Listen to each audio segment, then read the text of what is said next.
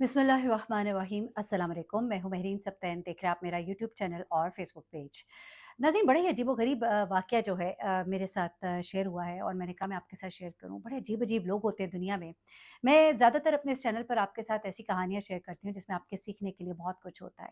इस कहानी में भी बहुत कुछ है सीखने के लिए। हमारी बच्चियों के लिए बड़े पैगाम हैं और इसके अलावा माँ-बाप के लिए बड़े पैगाम हैं और उन औरतों के लिए जो ये सोचती रहती हैं कि दुनिया में हमारी इज़्ज़त ख़राब हो जाएगी, दुनिया वाले क्या कहेंगे, इस दुनिया वाले क्या कहें से बचने के लिए वो कभी-कभी ऐसे गलत इक़दामात करती हैं कि उनकी जहालत पर इंसान सर पीट कर रह जाता है। ये वाक़या ज़िला बिहाड़ी का है और यहाँ पर एक खातून ने अपने बेटे की बड़े ही चाह के साथ शादी की।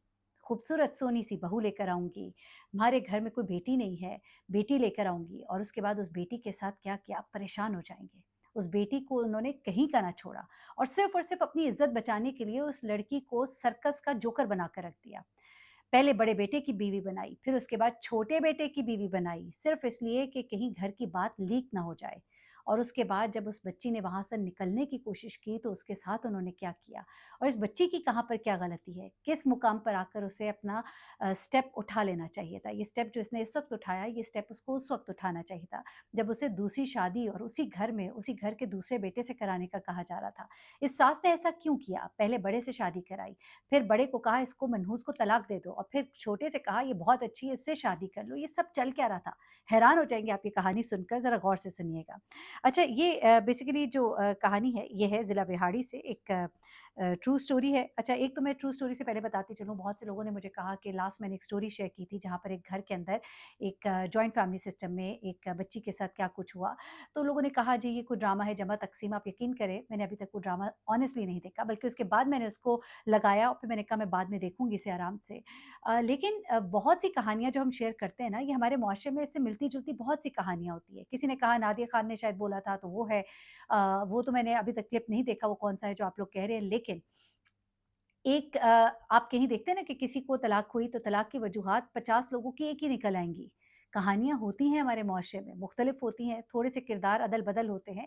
उन्होंने भी जो ड्रामा ये बनाया, अगर तो जो जिसका आप नाम ले रहे हैं, मैंने अभी वो देखा नहीं है पूरा, थोड़ी-सी एक किस्त थी उसकी देखी है, तो उस ड्रामे को भी किसी उन्होंने कहानी से इंस्पायर होके बनाया होगा ना, तो इसलिए आप कहानी में उसका सबक देखा करें ज़रूर। बहुत से लोग आ जाते हैं ये कहने के लिए कि ये झूठी कहानी है। देखिए, लोगों ने शेयर की होती है, अब वो कितना सच और झूठ बोल रहे हैं ये मैं नहीं जानती, लेकिन उस कहानी में अगर सबक होता है, मुआशरे में इस्लाह की गुंजाइश होती है, तो फिर मैं आपके साथ शेयर करती हूँ। मैं वापस आती हूँ अपनी कहानी की तरफ। अच्छा, अब ये जो कहानी है जैसे कि मैंने बताया ज़िला बिहाड़ी की है, उसका इलाका है साहो। अच्छा, अब यहाँ पर एक घराना था और यहाँ पर एक खातून थी, उन खातून की एक बेटी थी और उनके शौहर से उनकी अलहदगी हो चुकी थी और बेटी जो है वो 18 बरस की हुई तो उसकी शादी का सोचा। इसी दौरान में उन्हीं के ख़ानदान की एक और खातून थी और मैं अब कैरेक्टर्स के नाम नहीं लेती।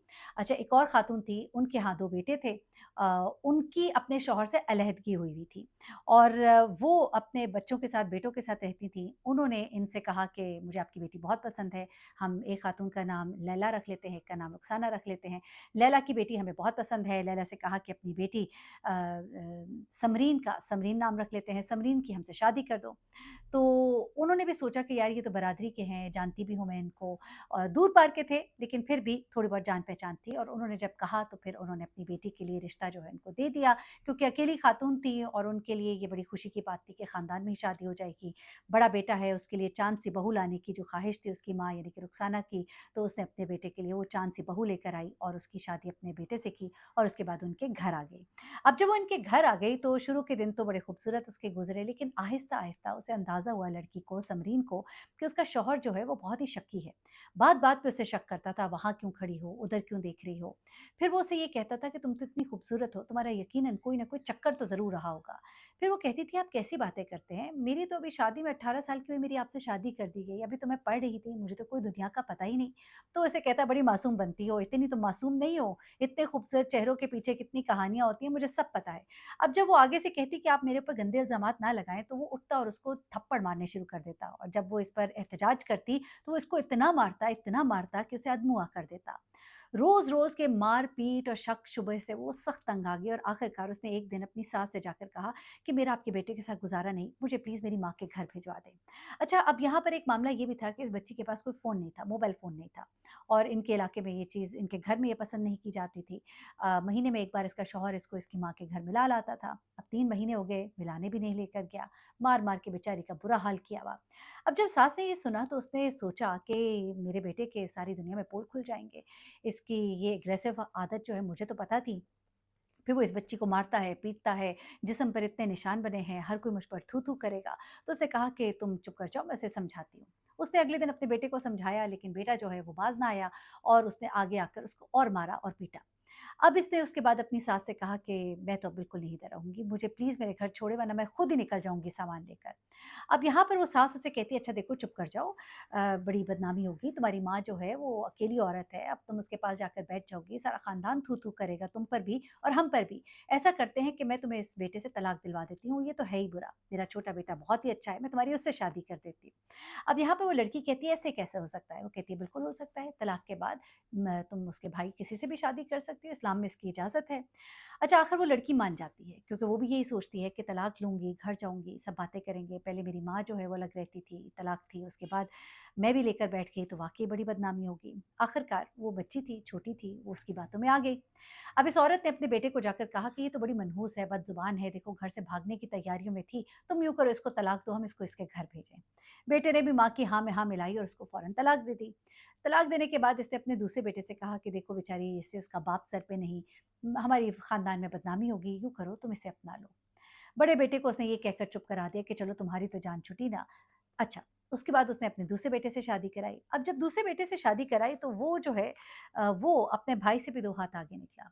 वो जो है उसे बार-बार ये ख़्याल आता था कि ये तो मेरे भाई की बीवी थी, उसके कमरे में होती थी।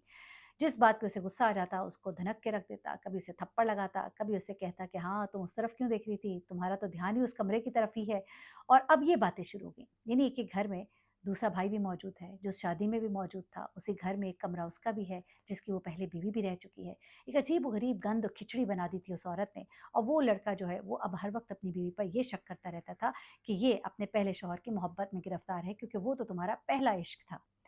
अब यहाँ पर वो भी इस लड़की की इसी तरह पिटाई करता है और मार खा-खा कर जब वो आखिर तंग आ गई, 6 महीने हो गए ना माँ के घर गई, बीच में एक दफ़ा गई भी तो उसको बताया नहीं कि उसकी शादी हो गई है। हैरत की बात है। आप सोचिए कि ये कितना अजीबो-गरीब सा एक माहौल था कि जहाँ पर माँ को पता ही नहीं है, बेटी ने भी छुपाया सास के कहने पर, बच्ची थी, छोटी थी, बातों में आ गई। उसके बाद जनाब क्या होता है कि जब यहाँ पे भी मार खा-खा के तंग आ गई, तो फिर उसने उससे कहा कि बस अब जो भी हो, चाहे बदनामी हो, चाहे मेरी माँ के बारे में लोग जो मर्ज़ी कहें, मैं अब यहाँ नहीं रहूँगी। अब उस औरत ने इसको बड़ा समझाने की कोशिश की, जब उसने देखा कि ये नहीं मान रही, तो इसने अपने बड़े बेटे को आवाज़ दी। छोटा बेटा उस वक़्त घर पे नहीं था, दोनों ने मिलकर इसके हाथ बाँधे, इसको मारा-पीटा कि इसको डराएँगे, धमकाएँगे, नहीं जाएगी। उस औरत ने अपने भाई, एक मुँह बोला भाई था या कौन, उसको फ़ोन किया, वो आया, हज्जाम था, उससे इसका सर भी मुँडवा दिया और उसके बाद इसको एक कमरे में बंद कर दिया। कुछ दिन वो वहाँ बंद रही और उसके बाद फिर जब उसकी अकल इनको लगा ठिकाने आ गई तो उन्होंने खोल दिया। अब वो खामोश रही और मौके की तलाश में रही। मौके की तलाश में रही कि जैसे ही मुझे मौका मिलेगा मैं यहाँ से फ़रार हो जाऊँगी। आखिरकार उसे एक दिन मौका मिल गया क्योंकि इनको एतबार हो गया था। उन्होंने इस पर नज़र रखनी जैसे ही बंद की, इसने फ़ौरन घर का दरवाज़ा खोला और घर से भाग गई। भागकर किसी न किसी तरह वो अपनी माँ के पास पहुँची, उसको अपने सर दिखाया, अपना गंजा सर दिखाया और उसको सारे हालात बताए और वो परेशान रह गई कि मेरी बेटी के साथ ये सब कुछ हुआ। उसके बाद वो पुलिस के पास गई, थाने में रिपोर्ट कराई, इनको पकड़ा गया, जो कुछ भी हुआ। लेकिन मामला यहाँ पर ये है कि हमारी बच्चियाँ जो हैं, उनको शादी से पहले थोड़ा कॉन्फिडेंस दिया करें कि हम तुम्हारे साथ हैं। कभी कुछ इस तरह का हो तो हमसे ज़रूर शेयर करना और ये सोच कर मत डर जाना कि हमारी इज़्ज़त ख़राब होगी। हाँ, अपने घर को बसाने की हतल-इम्कान कोशिश करो लेकिन एक इज़्ज़त के डर से अपने पर ज़ुल्म ना करो। उनको अच्छे-बुरे का बताइए। एक ऐसी औरत जिसने सिर्फ़ और सिर्फ़ कि मेरी बरादरी में बेइज़्ज़ती होगी, एक कैसा शर्मनाक काम किया कि एक ही घर में दूसरे बेटे से शादी कर दी जबकि पहला भी उसी घर में रहता है।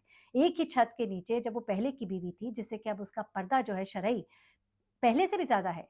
आपको मालूम है कि जो औरत अगर किसी से तलाक ले लेती है, तो उस शौहर से उसका पर्दा बहुत सख्त होता है। यानी कि आम हालात में जो पर्दा होता है, उससे डबल पर्दे का हुक्म है उस शख्स से जो कि उसका शौहर रह चुका है एक टाइम पर। तो उसके बावजूद अगर आप उसको एक ही घर में, एक ही छत के नीचे रख रहे हैं, तो क्या माहौल होगा जिसमें आपने उस बच्ची को रखा और किस हालत में उसको रखा। अपनी बेटियों को एतमाद दीजिए और उनको ये एतमाद दें कि हम लोगों के डर से तुम्हारा साथ नहीं छोड़ देंगे और बच्चियों को भी बताएँ कि उन्होंने कहाँ पर अपनी आवाज़ को बुलंद करना है। लोगों की बातों में नहीं आना, अपनी माँ से ज़रूर मशवरा करना है। अपना बहुत ख्याल रखिएगा, दुआ में याद रखिएगा। अल्लाह हाफ़िज़।